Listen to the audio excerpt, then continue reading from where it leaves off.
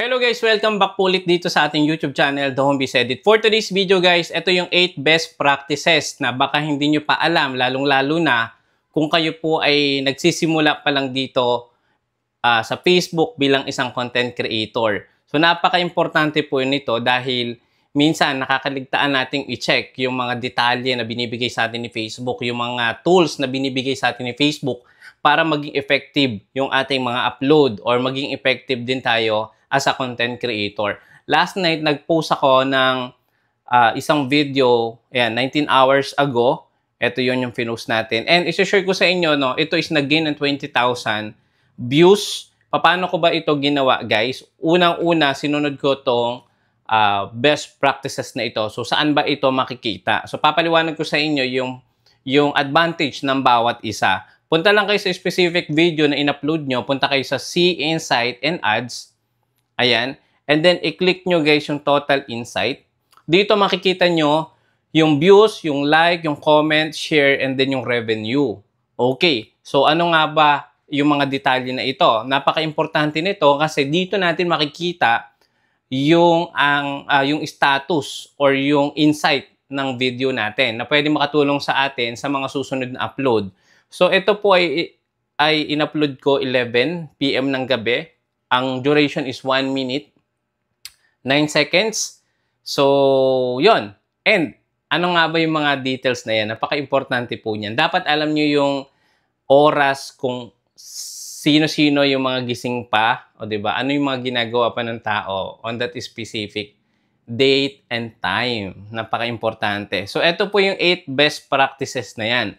So, ito guys, sinusunod ko po ito per video upload. Okay, number 1, kapag po nagpo-post ako ng Facebook Reels, sinishare ko po ito sa stories. Alam naman natin, no, na lahat tayo ay busy, may ginagawa tayo. Kahit po tayo ay naka-follow sa isang content creator, hindi natin nakikita yung post niya instant. Okay, so ngayon, ang gagawin natin, i-share natin sa story. Kasi yung story is tumatagal po yan ng 24 hours. Okay, so, kapag nakauwi na sila galing sa trabaho or naka-lunch break sila, so pwede yang makita at pwede yang panoorin ng mga followers mo na hindi kaagad na update doon sa video. So ano pa yung advantage kapag sinishare natin sa story? Instantly reach more people, including those who might not see it in their feeds. So yun po yung advantage. Number 2, share your reels to a group. Ayan, so napaka-useful nito. And make it sure, bibigyan ko kayo ng pro tip. Kung kayo ay mag-share sa mga groups, make it sure yung mga groups is related sa video nyo. So, sample, ako ay nagkikreate ng mga basic tutorial dito kay Facebook, no? And sinishare ko to sa mga groups na related din yung content or yung topic na pinag-uusapan. Kasi nga, kung unrelated yung group, tapos nag-post ka doon ng Facebook Reels, ang pinag-uusapan pala doon ay movies. So, possible, may manood pa din, pero baka gawin ka pang spam or gawin ka pang suspicious, di ba? Yun. So, i-relate nyo yung inyong groups doon sa video na ginagawa nyo. So, maraming groups specifically for niche or for topic. So, ano yung advantage nung best practices?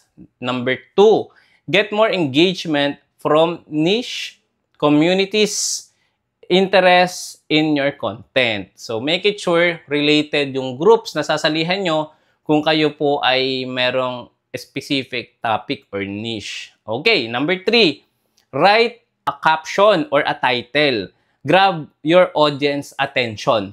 So, ano yung advantage nung best practice number 3?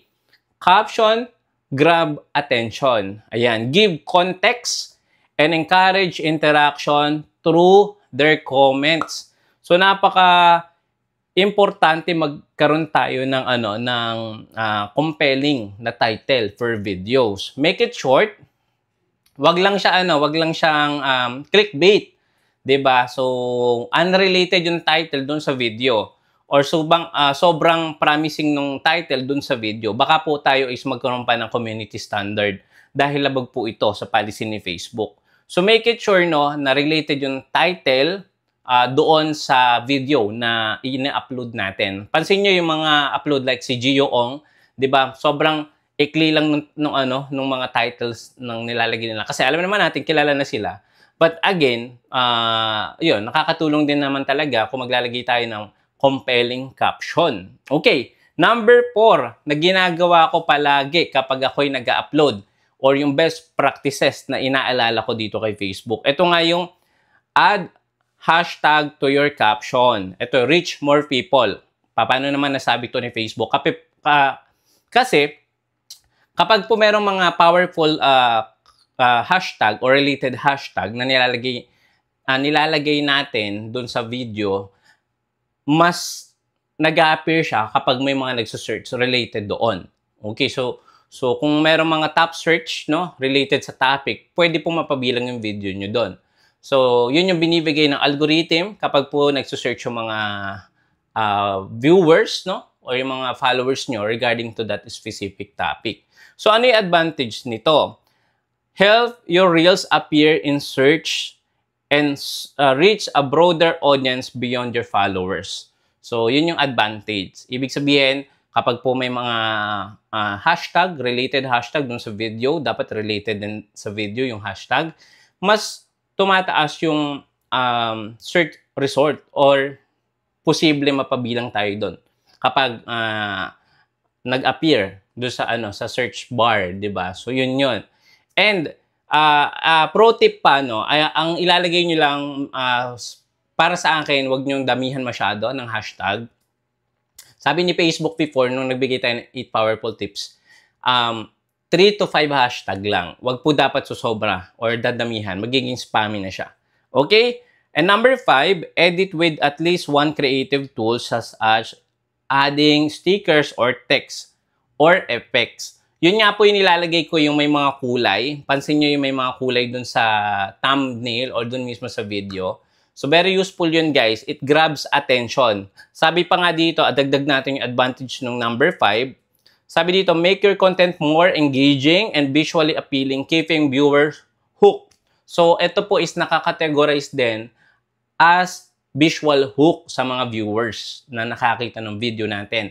So, make it sure, no, na lagyan natin ng powerful na na title or yun nga, sticker or text para mag-grab yung attention.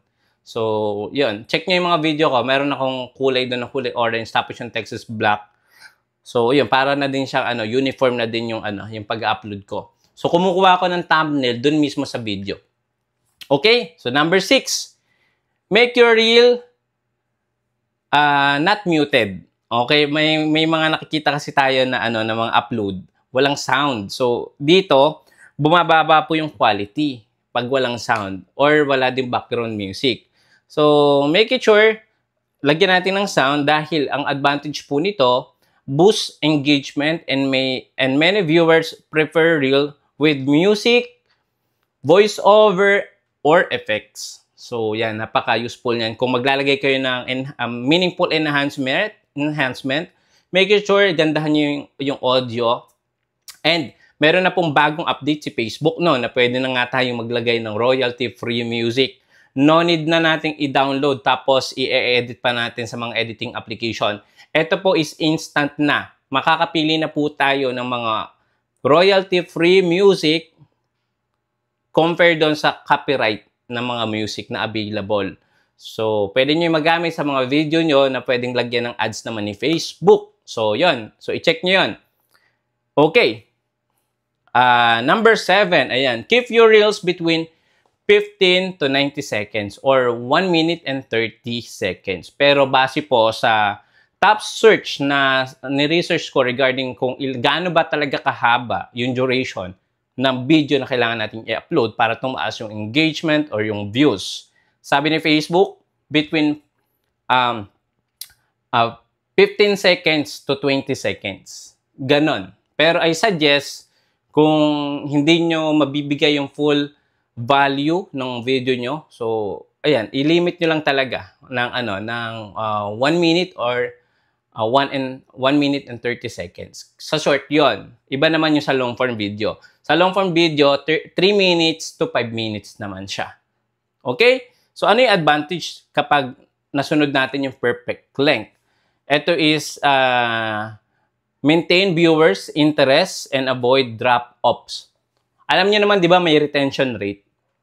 Yung retention rate is nagbabari dun sa duration ng video nyo. Sample, yung duration ng video nyo is 30 seconds. Kung natapos yun ng mga viewers nyo, 30 seconds, so mas mataas yung retention rate nyo. Ibig sabihin, kapag mas mataas yung retention rate or yung pagtigil ng mga viewers sa video nyo, mas sinasuggest kayo sa wider audience. Mapansin nyo kung alin pa yung maikli, millions of views. Dahil nga po dito. Okay?